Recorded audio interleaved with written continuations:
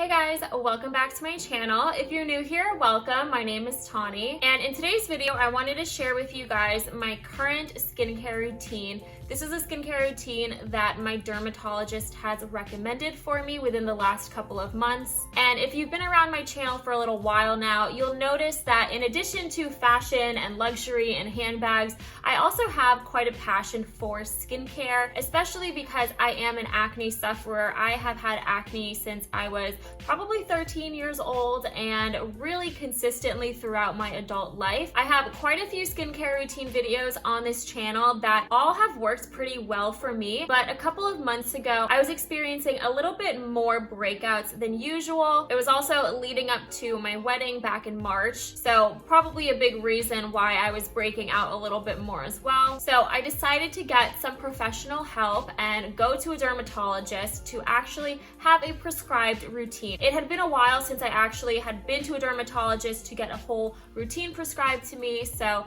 I felt like it was about time, and that is what I'm going to be sharing with you guys in this video today, and some of the tips and tricks, things that I've learned from my dermatologist that I was doing slightly incorrectly before going to see her. So if you are interested in any of that, then just keep watching. Okay, so I'm gonna go through my skincare routine in chronological order from morning to evening, and you'll also notice that a lot of these products I have used in my previous skincare routine videos many times. I love a lot of these products, and so do many dermatologists. Additionally, I have pretty oily, acne-prone skin. I'm 26 years old at the moment, so kind of over my hormonal teenage acne days. Definitely not as severe as I was back then, but I still do get the occasional breakout, and at the moment my skin is pretty clear. However, I do have some blemishes. Honestly, it's mostly from picking at my skin, picking at things that really aren't there or would never become blemishes on their own.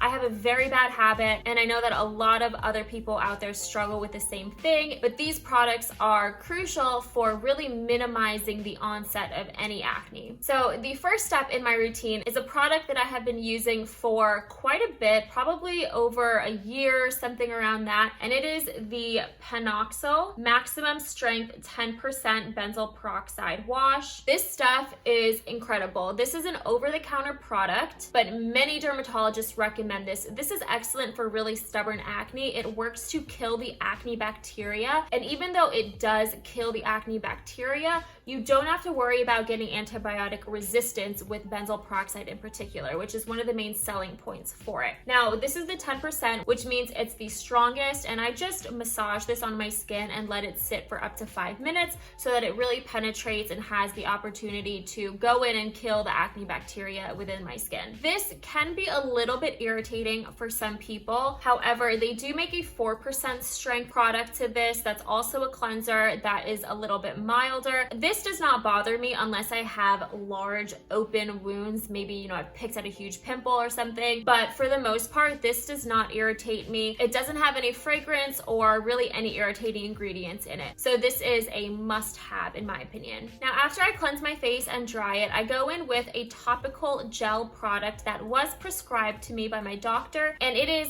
clindamycin phosphate. This is a topical gel, and it is in the 1% strength, and this product I love for acne. It works so well at calming down inflammation in the skin and killing the acne bacteria as well. I love the formulation of it as well in the gel formula. It's really slightly nourishing to the skin. Like, it doesn't dry off like an alcohol-based gel. It's not going to sting your skin, but it does leave a nice little hydration without being too greasy. So I really love the way this feels on the skin. I've always gone along with this product really well, even when I was back in high school going to dermatologists to clear up my teenage acne. So I've definitely used this over the years. The only issue with clindamycin is that it's not really meant for long-term use because the skin can develop antibiotic resistance. However, my dermatologist said that when using it with the benzoyl peroxide cleanser that I use, it'll help to minimize that risk a little bit more because the benzoyl peroxide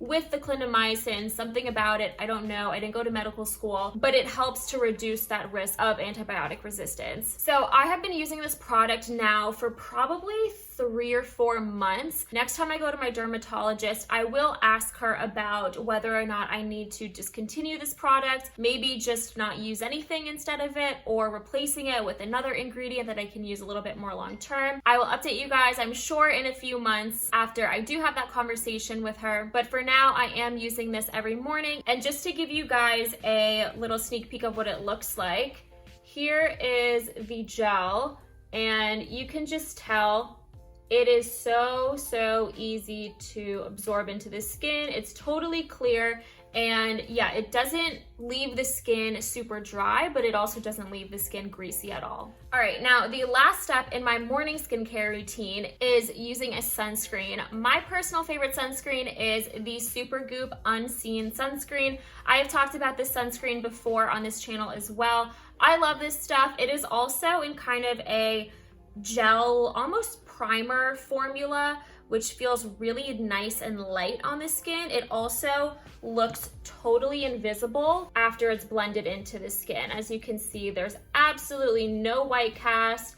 It has quite a nice matte feeling to it. It doesn't leave you looking shiny or anything like that. So this is definitely a go-to for me. It's SPF 40, sweat and water resistant for 40 minutes, but it is a chemical sunscreen. It does not give me any irritation whatsoever. I know some people have sensitivities to chemical sunscreens, but I will say it doesn't give me any sensitivities. And my mother also uses this. I got her hooked on this as well because it's so lightweight. She typically has very sensitive skin, and she's able to wear this without an issue as well. So I really recommend it. I love this sunscreen in particular, and honestly, this is the only sunscreen that I can get myself to use regularly on my face because I hate the greasy, tacky feeling that most sunscreens have. Okay, now the last step of my morning skincare routine, which I'm currently not doing anymore, but it was an oral antibiotic that I was prescribed by my doctor. I was on doxycycline. Now there are 2 main oral antibiotics, doxycycline and monocycline. I discussed with my doctor the pros and cons of each of them, and I decided to go with doxycycline. Doxycycline apparently works maybe a little bit slower than monocycline, but the side effects of monocycline were more like lightheadedness, sometimes confusion, maybe even fainting, and that was something that I absolutely did not want to deal with. Now, there are still some side effects of the doxycycline, but mainly it's abdominal discomfort and nausea, and I will say the first time that I took it, I didn't take it with food. I don't know why, I'm not a doctor, Tawny, but I decided to take it on an empty stomach, and I was extremely nauseous. So ever since then, I started to take it with food.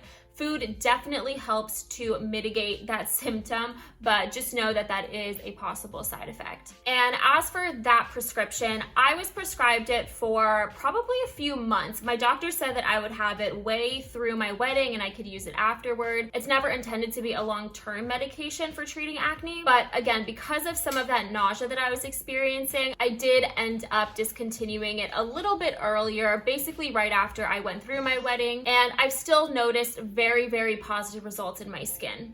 Okay, now moving on to my evening skincare routine. So the first step of my evening skincare routine is cleansing my face. I usually do this in the shower, and my go-to product that I have shown many times on this channel is the CeraVe Foaming Facial Cleanser. This is an incredible cleanser. I love it for my slightly oily skin. It's gentle, it's effective, it's minimal. Dermatologists love it. Most people who use it love it, and you really can't go wrong if you want a gentle cleanser that doesn't have really any active ingredients in it.